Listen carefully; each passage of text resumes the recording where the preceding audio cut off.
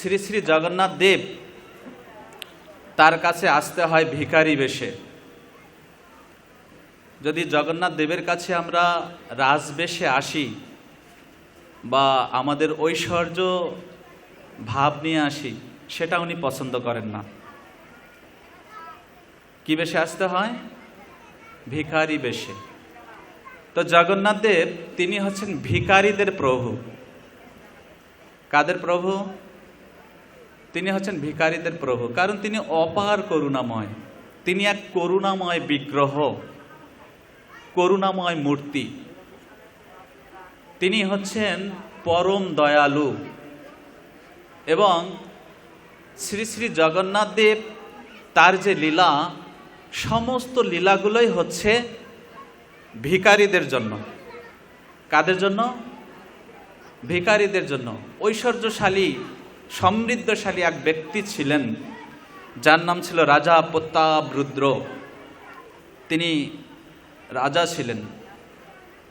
তো শ্রী চৈতন্য মহাপ্রভুকে তিনি বারবার দর্শন করতে চেয়েছিলেন, কিন্তু শ্রী চৈতন্য মহাপ্রভু তাকে দর্শন দেননি, কারণ তার শরীরে রাজবেশ ছিল। শ্রী চৈতন্য মহাপ্রভু তার ছেলেকে দর্শন দিয়েছেন, আলিঙ্গন করেছেন, কিন্তু রাজাকে তিনি দর্শন দেননি। কারণ কি? কারণ রাজার হৃদয়ে রাজভাব ছিল, শরীরে ঐশ্বর্য ছিল। তো সে কারণে তিনি কি করলেন?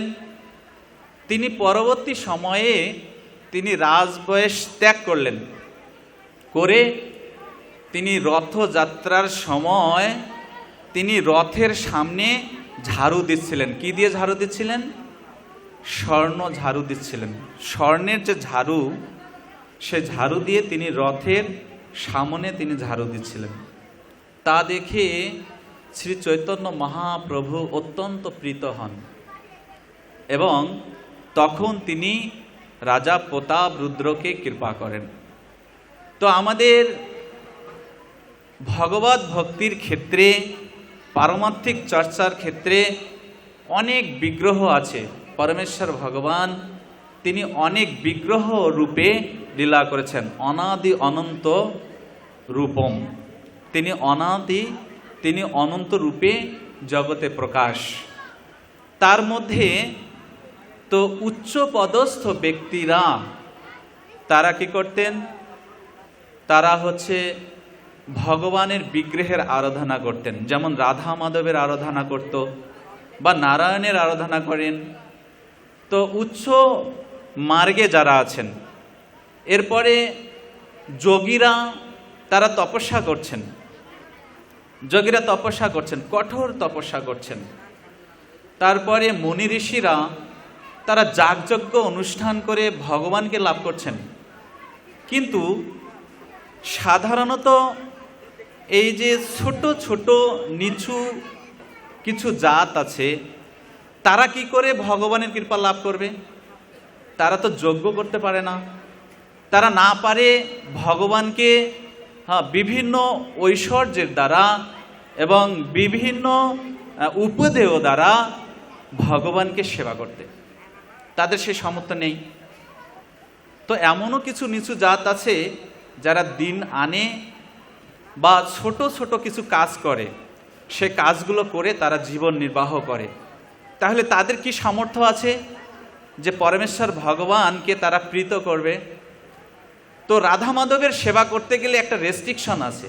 পঞ্চরাত্রিক বিধিং বিনা ওই কান্তিকে হরিভক্তি উৎপায়ত কল্পতে।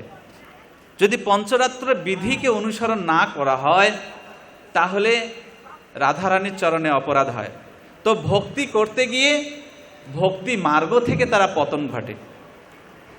তো সে কারণে জগন্নাথ দেব অত্যন্ত কৃপাময়। তো তিনি কখনো কখনো তিনি কি করেন? যমুনার তীরে তিনি বাঁশি বাজান এবং তিনি কখনো কখনো সেই যমুনার তীরে তিনি ব্রজ বালিকাদের নিয়ে তিনি নৃত্য গীত করেন এবং কখনো কখনো তিনি সেই ব্রজ গাভী, ব্রজ মাতাদের, ব্রজ বালকদের সঙ্গে তিনি লীলাবিলাস করেন।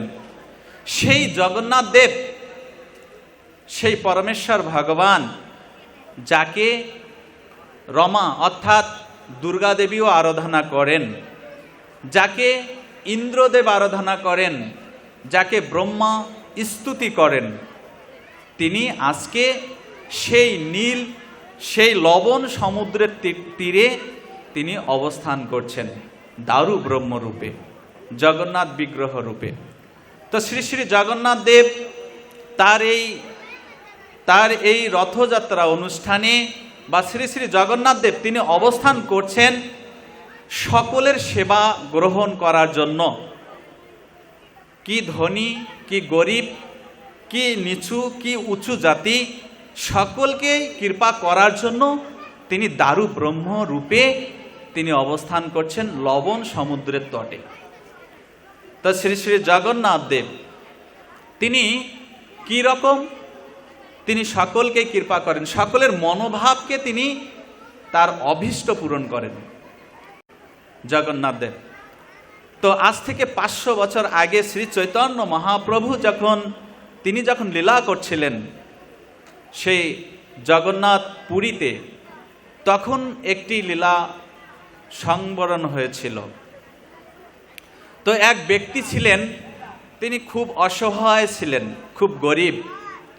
তো তিনি কি করতেন, তিনি একটি পানের দোকান দিয়েছিলেন পুরী ধামে, পান বিক্রয় করতেন।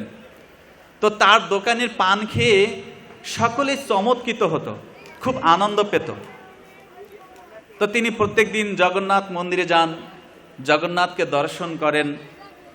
তো জগন্নাথকে দর্শন করার সময় তিনি প্রত্যেক দিন জগন্নাথকে প্রার্থনা করতেন, হে জগন্নাথ প্রভু, তো এই জগন্নাথ পুরীতে তোমার এই ধামে যত ব্যক্তি আছে তারা সকলেই আমার দোকানে এসে পান সেবন করে, কিন্তু আমি তো তোমাকে পান সেবন করাতে পারি না, তাহলে আমার মনের ইচ্ছা কি পূর্ণ হবে না?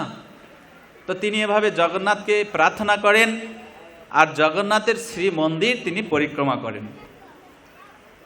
তো এভাবে তিনি প্রতিনিয়ত আসেন, জগন্নাথ দেবের কাছে প্রার্থনা করেন ভিখারি বেশে। জগন্নাথ দেবের কাছে যদি আপনি ভিখারি বেশে আসেন তাহলে আপনাকে কৃপা করবে। আর আপনি যদি ভিখারি বেশে না আসে, আপনি যদি আপনার আভিজাত্য, আপনার সেই উচ্চ ভাব নিয়ে আসেন, তাহলে হয়তো উনি একটু,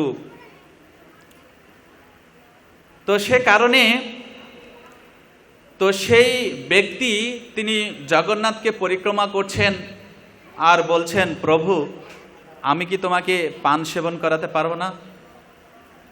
তো তখন একদিন দেখেন, তো সেই ব্যক্তির নাম হচ্ছে প্রভু দাস।